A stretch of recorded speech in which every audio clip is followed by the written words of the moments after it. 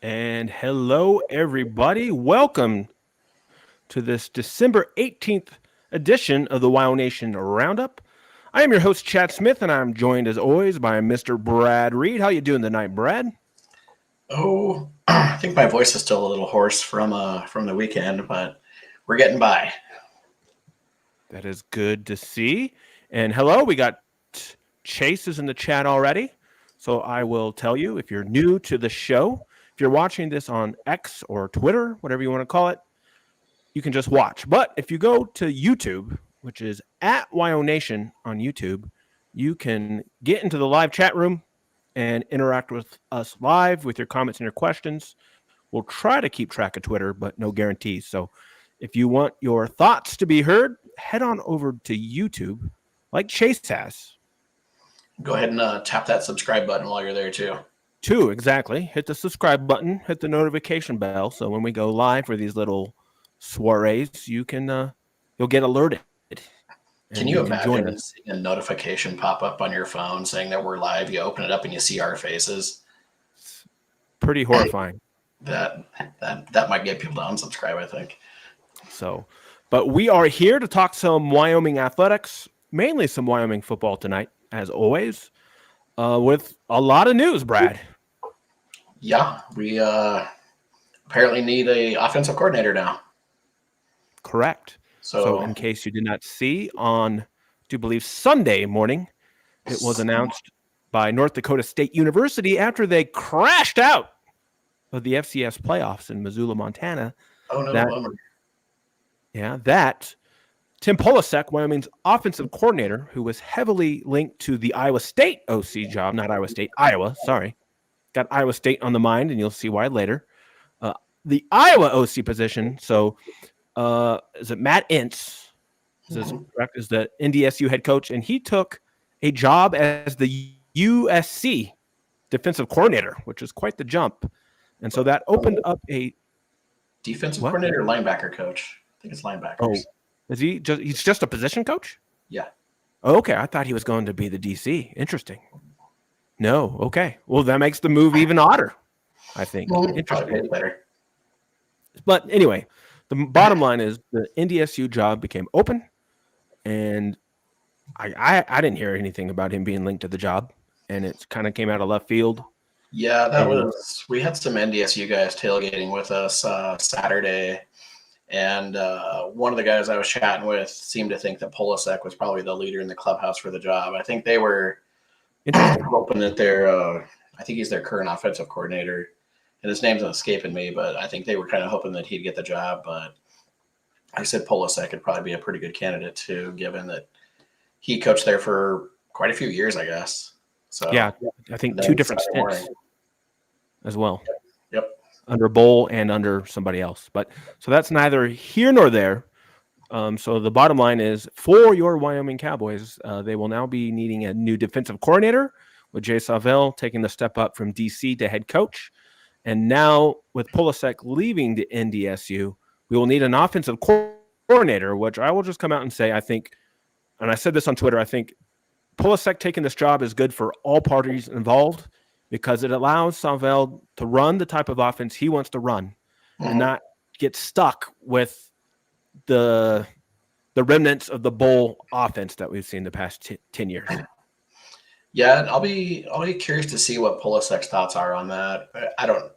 I've kind of largely been away from Twitter for a few days, but I wonder, like, you got to imagine that he's probably looking to maybe modernize the offense somewhat and, make it slightly less Bowl and maybe a little more something. I don't know what, but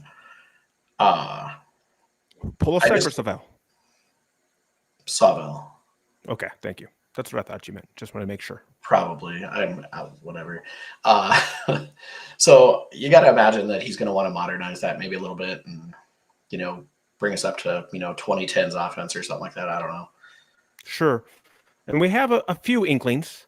Now, you can listen to the excellent interview that he gave with our friend Keith Kelly, the voice of the Cowboys, on his KFBC radio show in Cheyenne. You can track that down. It's still on his website. I think the biggest thing that he said is that he wants to be higher tempo. So you got to run more plays, right? And then be more explosive. And I think, for the record, I think Polasek probably could have done that because we saw it as we talked about the last 2 games of the year. The offense was stylistically more like what we saw in the Texas Tech game. Mhm. And those were the 3 best offensive games Wyoming has had all year when they were running that style of offense. But now that's off the table. So now Sauvel's going to get a chance to pick his OC, run the offense he wants to run. And so we'll see how that shakes out. Yeah, and higher tempo I think would be good news. It comes with its own challenges. If you go 3 and out, then your defense is right back on the field. But but they're good enough to handle it. Yeah, totally. So I'll be curious to see who's been linked to Sauvel's history and the places he's been and what he's got in mind for a coordinator. Well, it's very, very good timing that you've mentioned that, Brad. Oh, wow. Weird. Because guess who has done such research? Oh, wow. Was it you? It was me. Oh, cool. I've already done it. So I've got some names. Now, again, I haven't heard anything, but right, as you all know, in the coaching world, people usually hire guys they've worked with. That's how this thing works. Now, granted, he may not be able to do that, and we'll talk about that why here in a little bit, but I will give you some names, Brad, that I have found. And again, that's if he goes with people he knows. It's very possible that he may get recommendations from people he trusts, and he may go completely outside of this list. But I've got, let's see, 1, 2, I've got 4 names for offensive coordinator that he's worked with who you should keep an eye on. Now, again, there's some caveats here, right? Like, I don't know how much these guys are making at their current schools. I don't know if they're happy there.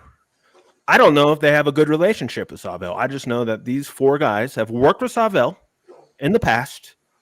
And I guess just as a little reminder, here's Sauvel's history. Okay.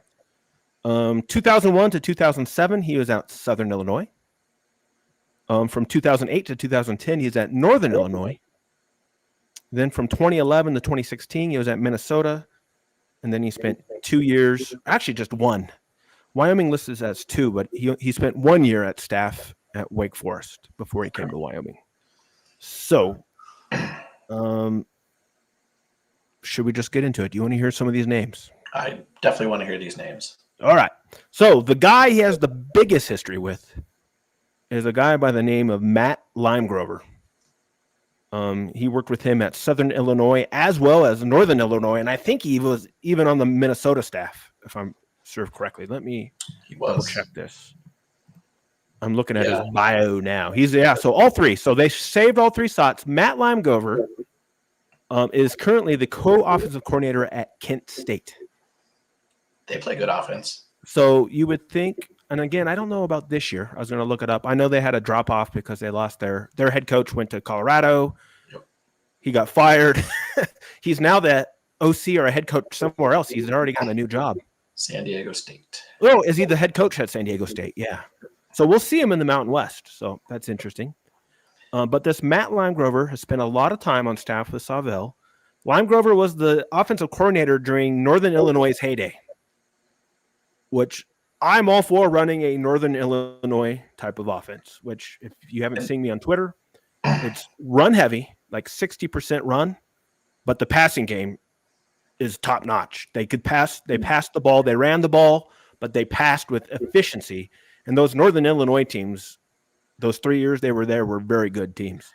I'm almost positive that you and I have talked about this before. I don't remember if we've ever talked about it on a podcast, but definitely like over chat, that Northern Illinois offense would be a great fit at Wyoming for what we want to do as far as tempo and still being able to move the football on the ground effectively, but also bring in an effective passing game as well. Here is another interesting thing. Do you know who Matt Limegrover's current boss is? No, please tell me. Former Wyoming receiver coach Kenny Burns. Okay, sure. He's the head coach at Kent State. I forgot about that. Yeah, which is wild. Me too. I forgot. Yeah. So, and I think Kenny Burns was part of. Was he part of Bull staff or Christensen's staff? I don't remember. Yeah, he might have been on both at one point. It's possible. Shay's in the house, and Shay says Shay's for the UNLV offense would be nice. Yeah, I don't know. That's a little too much spread for me. But they did a good job, obviously. I don't know if we had the talent for that. But Northern Illinois has the elements of spread, but it's still like it's a power spread, but it's not like a pure spread when they were running it back then. So we'll see. So, and we'll get to it. So Matt Limegrover is a guy to keep a name on. Again, I don't know. He might be really happy at Kent State. Probably get a pay increase coming to Laramie. He may be getting paid a lot of money. I'd imagine a Mountain West OC salary would be higher than a MAC one, just based off head coaching salaries the way they are between the two leagues. So we'll see. Again, I don't know if they have a relationship, but they've coached together at 3 different schools. That would be an interesting hire. So especially with Burns having that connection to Craig Bull already too. So yep. So that's a guy to keep an eye on. The next one. So Limegrover is a good one to keep an eye on because he's been an offensive coordinator before. This next guy has a lot of experience, but has never been an OC. His name is Brian Anderson, who is currently the running backs coach at Kansas State.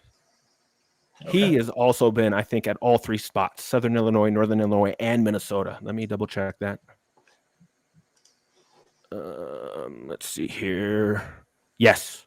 So Savell has coached at all 3 stops with Brian, what's his name? Anderson, the running backs coach at K-State. So again, K-State offense, a good fit, right? The guy had to have some K-State background, some Minnesota, some Northern Illinois. A good fit, but again, I don't know. He's never been an OC. Okay. Plus, he's got that connection with Chris Kleiman that Savell does too. So correct. See, so it's all coming together. So they're like indirect ties to NDSU. Some of these guys have. It's pretty interesting, right? The coaching world is a tight knit thing, just like anything else. So it's interesting. Next guy. I'm trying to say, where did I get this guy from? This guy was only at Northern Illinois. His name is Jim Zabrowski, who is currently the co-offensive coordinator at Kansas.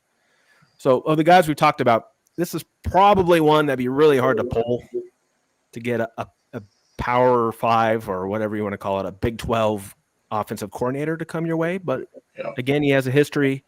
He was at Northern Illinois and Minnesota with Savell, and this guy is a quarterbacks coach. He's never been an OC until Kansas. So he has a history as a quarterbacks coach, but is now a co-OC. So he would kind of fit the billing, perhaps. And I think Kansas was a very effective offense this year. They do under head coach. What's his name? The guy from Leopold. Oh yeah, Leopold. He's a really good coach. Yeah, he is, and he is from like small school Wisconsin. So I bet if you dig enough, he probably has ties to NDSU in some ways. Yeah, they probably know each other. So, sorry, and I forgot. I just saw this. Zabrowski was also at Southern Illinois in the 90s. Yep. So very interesting there. And the last one, and this is the weakest of the connections, but it is a connection. I just went to what we had. In his 1 year at Wake Forest, he worked with a guy named Jay Johnson, who was the offensive coordinator at Michigan State. He's now out of a job because that staff got canned and has been replaced by Oregon State's head coach, and he's pretty much brought over his whole staff. Mm-hmm. So that's another guy to keep an eye on. Again, only 1 year of working together at Wake Forest. Yeah. But this guy's been an offensive coordinator at a lot of schools. What was his name again? Colorado, Michigan State, Southern Miss. His name is Jay Johnson. Michigan State. Okay. He's been at Georgia too. Kansas. He's been at Kansas. Yeah, he's been at a lot of schools. So Again, so those are 4 names to keep an eye on. Who knows, right? I might get lucky. He was also the OC at Minnesota. Oh, he was, yeah. Oh, So- you know what? So there you go. That is another tie. So they were together for maybe they weren't at Wake. Oh, yeah, actually it doesn't say Wake. So I screwed that up. I had him listed under Wake Forest. Nope, they were at Minnesota. He was at Minnesota with him. Sorry. Yep, for just 1 year. He was the offensive coordinator at Minnesota is when they worked together. So sorry, not Wake Forest. So that's offensively. Defensively, it's pretty bad. Do you have any connections? Well, pretty much everybody he has connections with has retired because they were super old. So you got guys like Tracy Claeys, who was a head coach for a while. He retired a few years ago.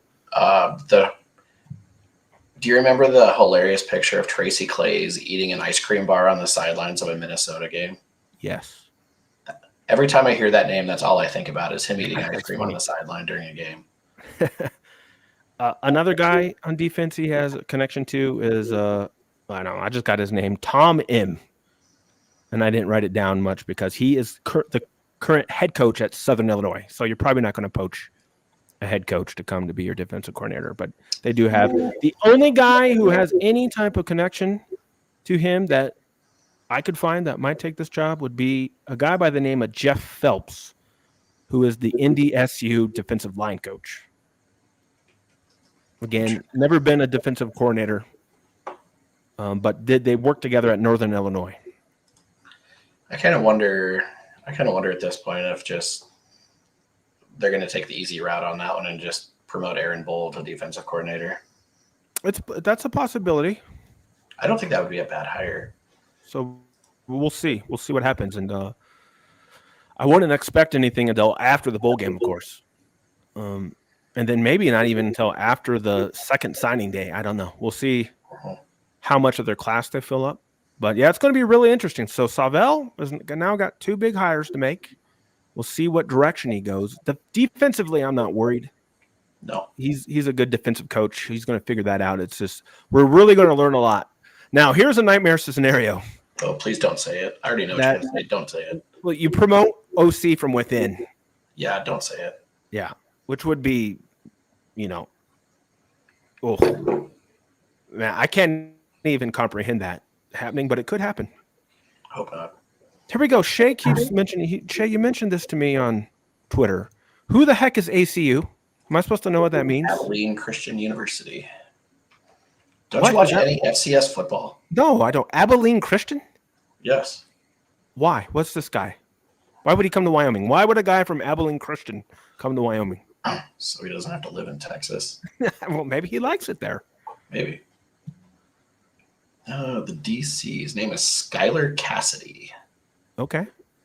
I think he's a young guy. Shay's all about youth.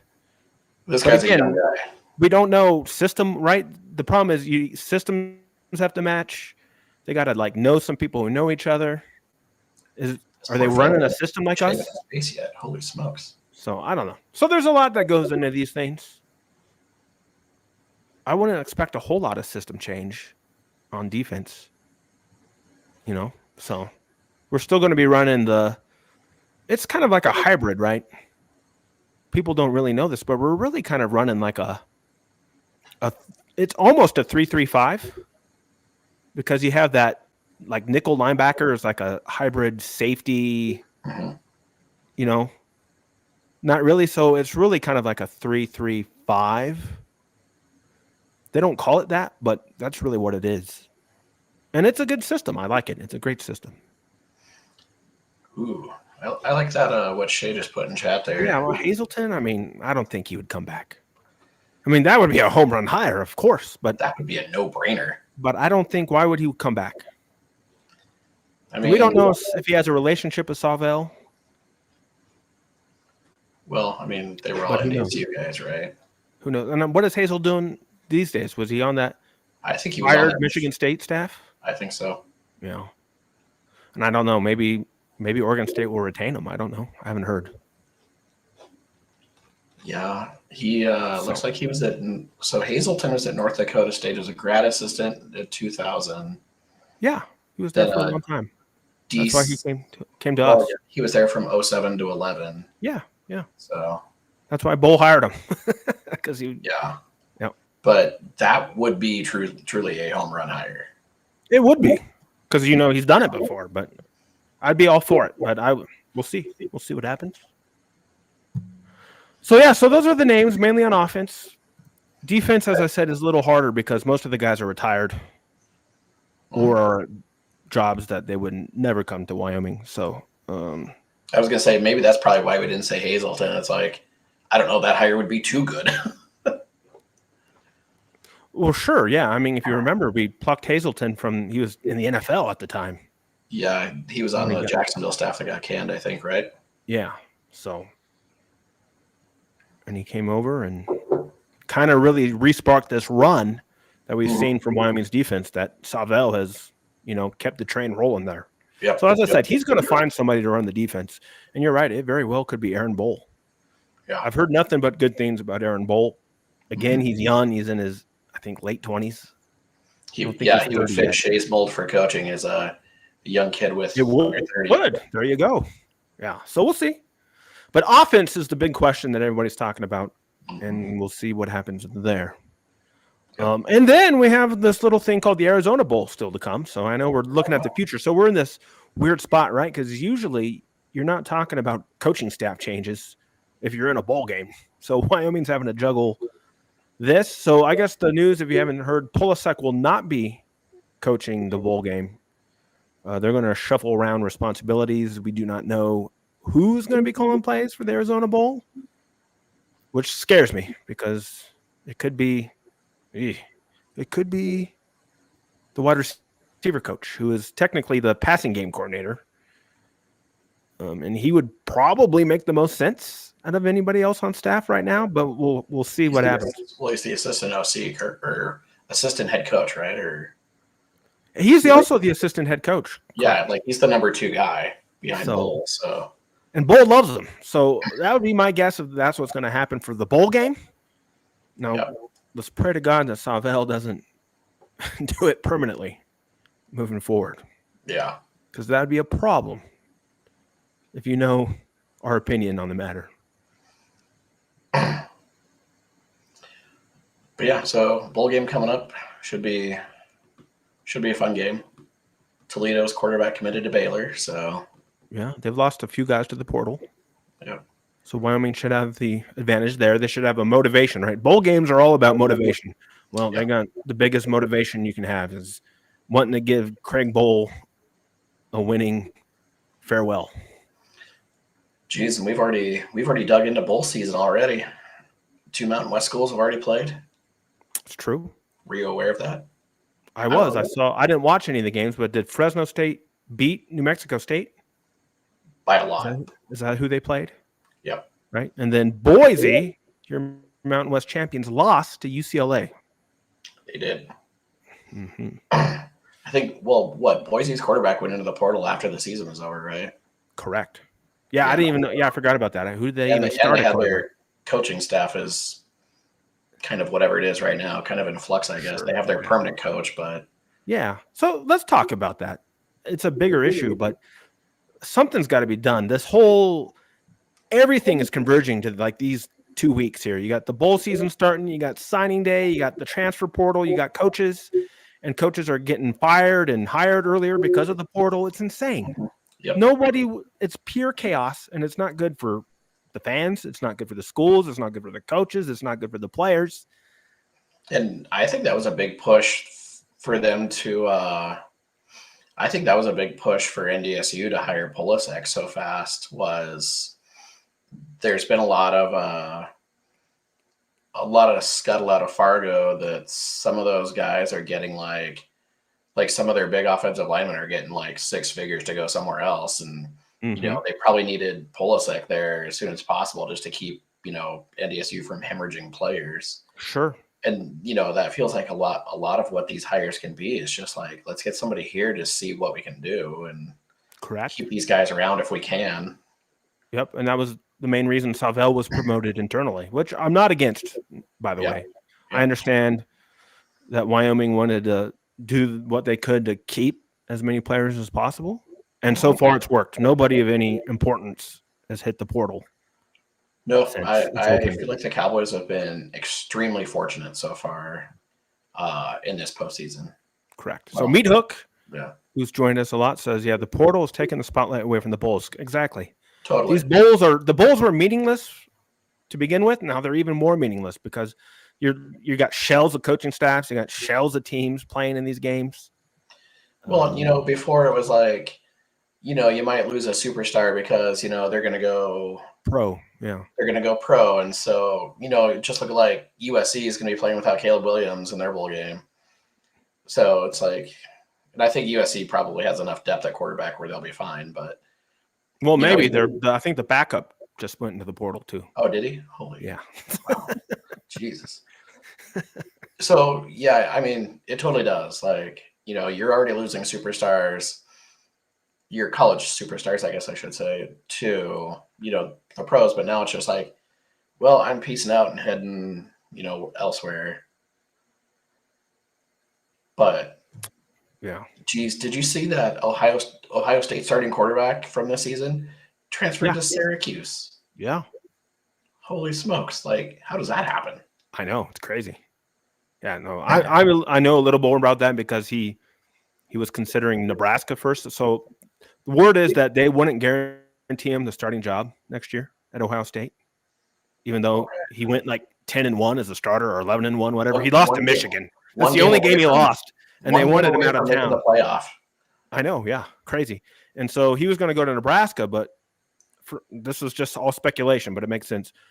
Then it blew up because Nebraska wouldn't guarantee him the starting job either, right? Well, you can't, and that's the problem. You can't guarantee people starting jobs. It's not good for anybody at any school when you do that. You can say, yeah, come in. If you win the job, you win the job. So this guy ended up at Syracuse because they have nobody. Syracuse.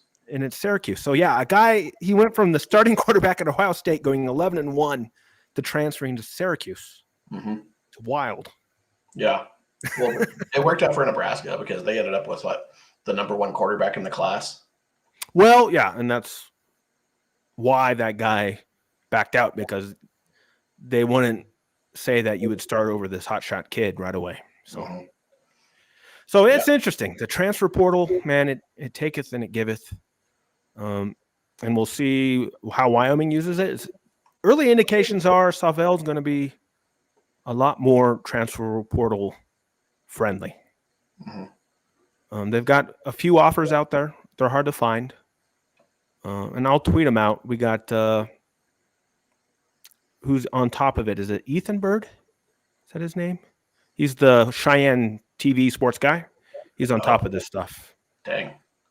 He must have a really good Twitter snooping too. He does. Yeah. No, I chatted with him a bit yesterday about that. I'm like, how are you finding these? Because I can't find them. Yeah, he must. So Wyoming's got a handful of offers out to like some wide receivers, some offensive linemen, I want to say. But yeah, I'll tweet that out again. He's got a tracker that he's tracking offers. So I'll tweet that out after the show here. But I would say that Wyoming's definitely benefited from the transfer portal, where we've picked up the core of, guys, starting for the Cowboy offense this in Tucson with Whaley and Peasley and Asante and sure. Yeah. And then defensively too at the corners. Yep. So, and they're going to have to do that again. They're going to have to get corners and wide receivers this year. And they don't have to get them now. You can wait until after I think the time for Wyoming to capitalize on the portal is after spring ball, when guys at Power 5 schools know that they're not going to play. Right. And then you can go in and get quality players. Like we got these guys, these two corners, they came in and locked things down, and they were like third, fourth string guys. And I think both in the SEC. One was at Ole Miss and the other guy was at where? I don't remember. That's been forever ago. Yeah. But I think Hawkins came from Ole Miss. So that is I think the strategy for Group of 5 schools is find kids who want to play, who have talent. And so use it to your advantage there. So we'll see what happens. Signing day for high school kids is on Wednesday. We will see what happens. I'm not going to worry about it too much because who knows. But we will. Recruiting's one of those things that people put a lot of time and effort and whatever into, but Yeah. These And days, it's just such a crapshoot. Like, and it doesn't literally matter anymore because they can No. leave after 1 year. yeah, These high school kids, yeah. And if they're any good, right? We show Wyoming's seen it, and other schools have seen it. We're basically just their development programs. mhm. They're going to leave.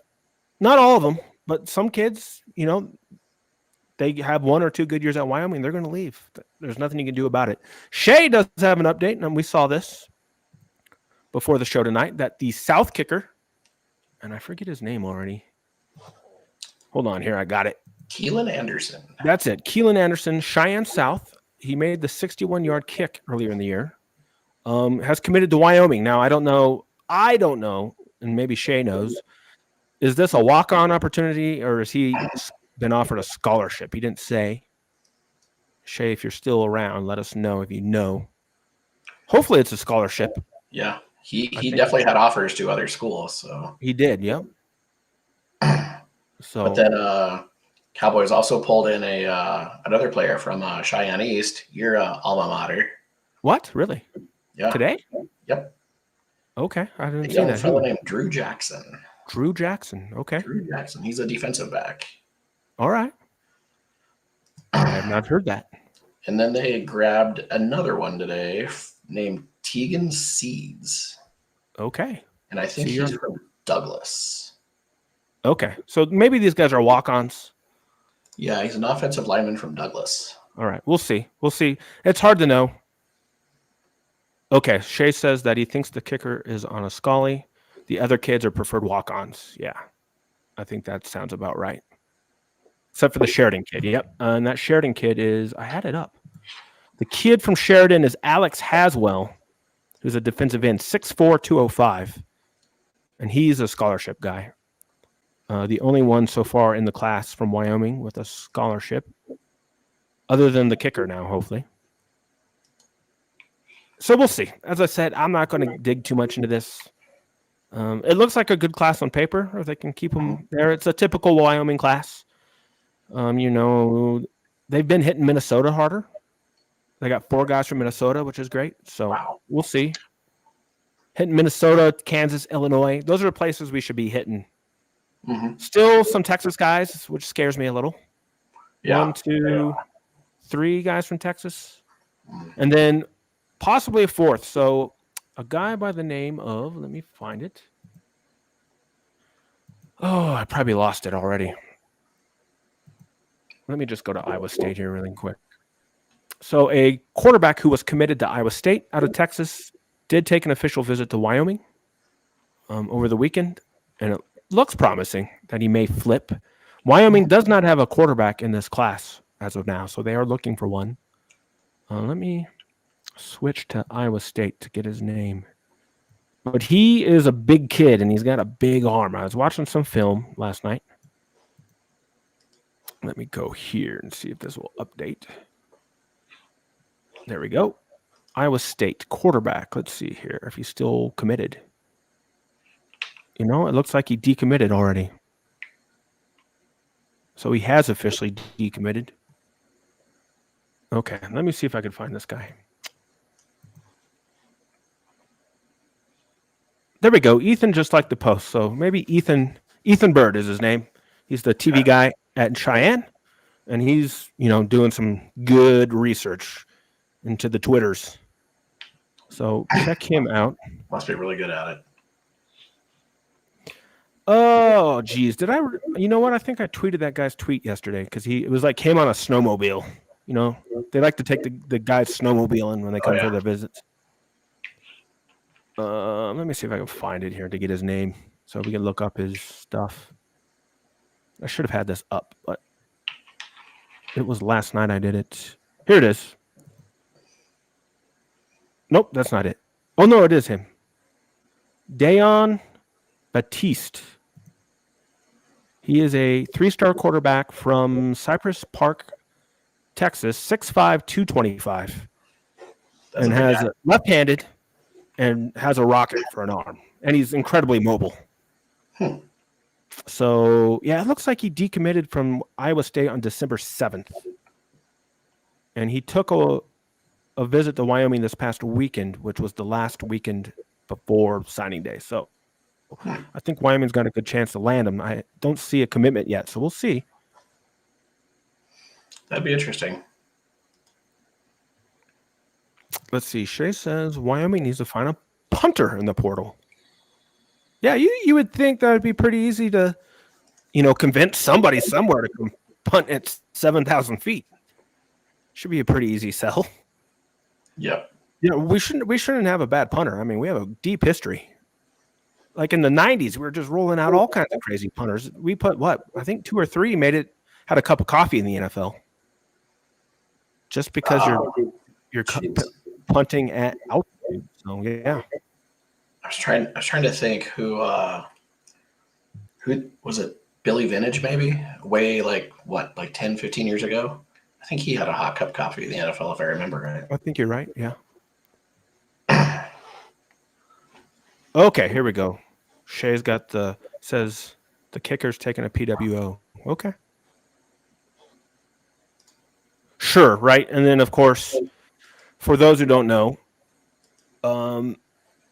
with the scholarship games that they're playing now, right? So the big schools are basically putting guys on scholarship through NIL, but Wyoming has the opportunity to basically give scholarship kids free tuition if they have good grades through the Hathaway, if that's still the program.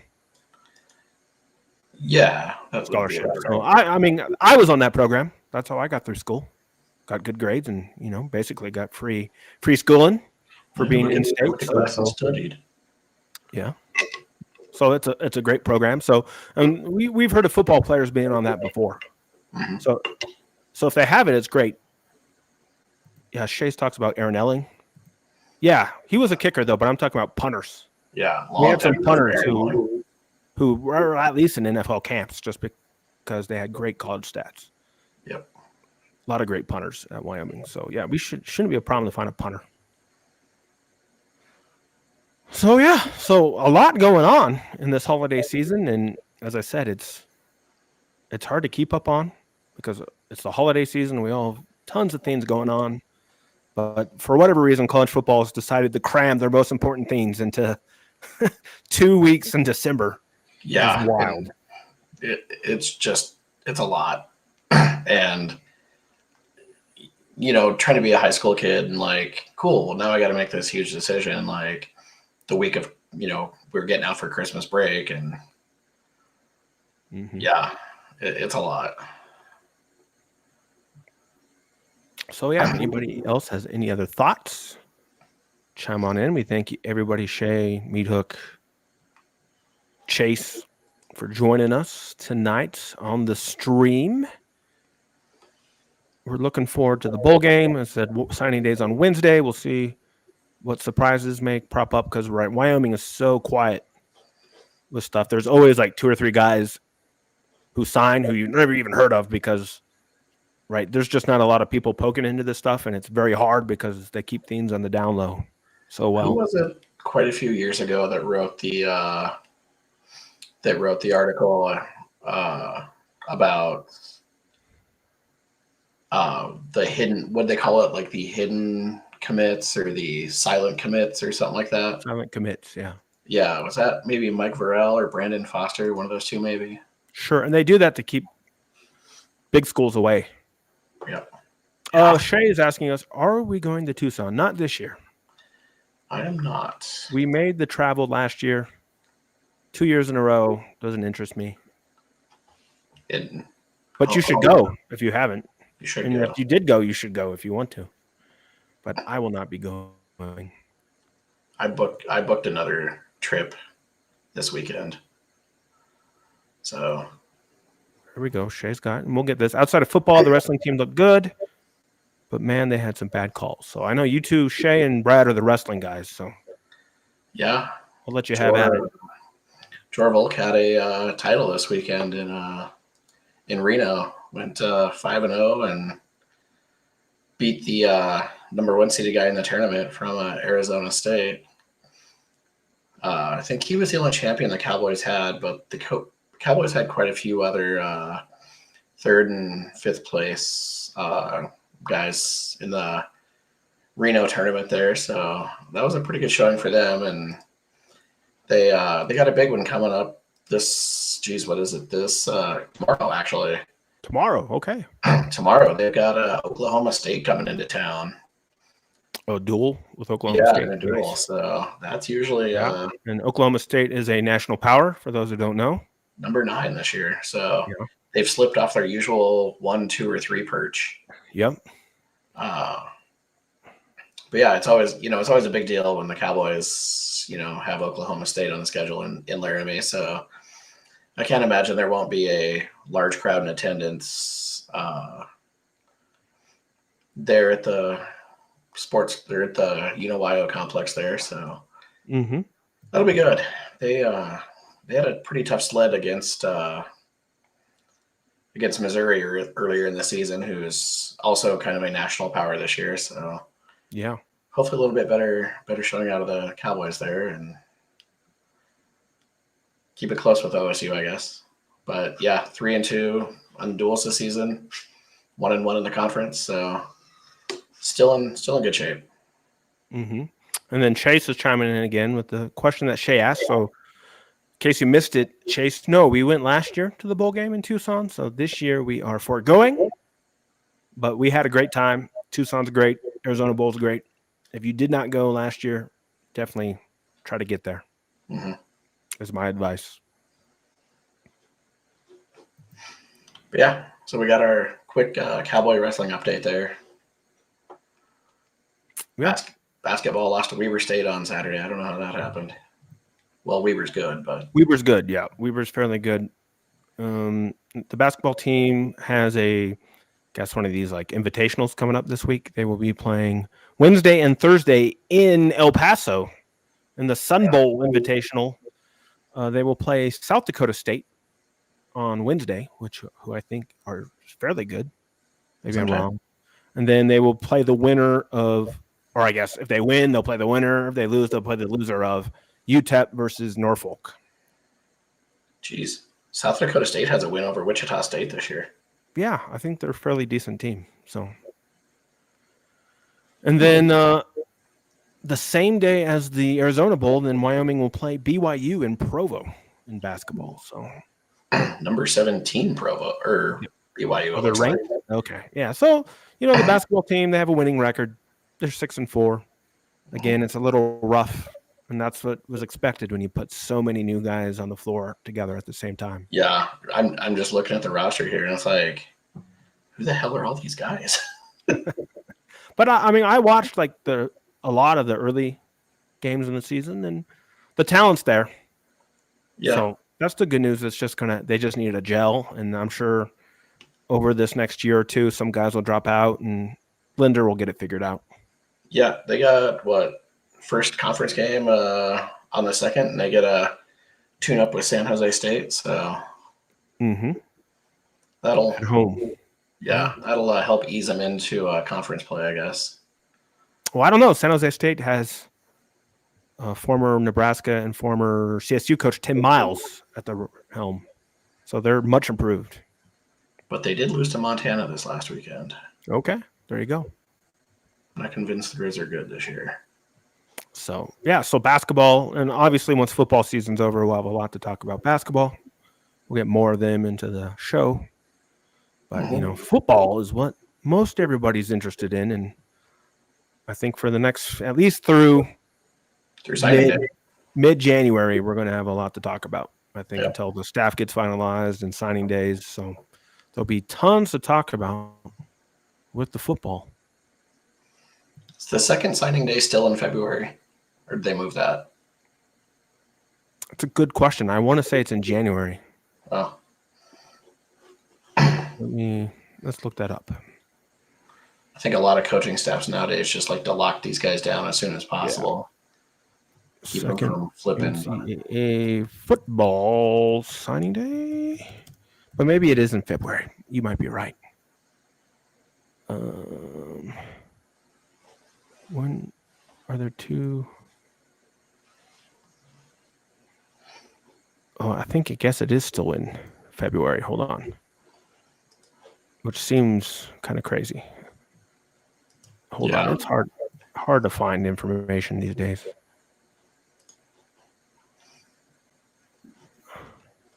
Here we go. Nope. I'm not sure what's going on. Anyway. Yeah. 2 signing days. We'll figure it out. I mean, most people sign on the first one, so yep. The second one's for guys who mainly like can't make up their minds for whatever reason, or are working on grades, stuff like that.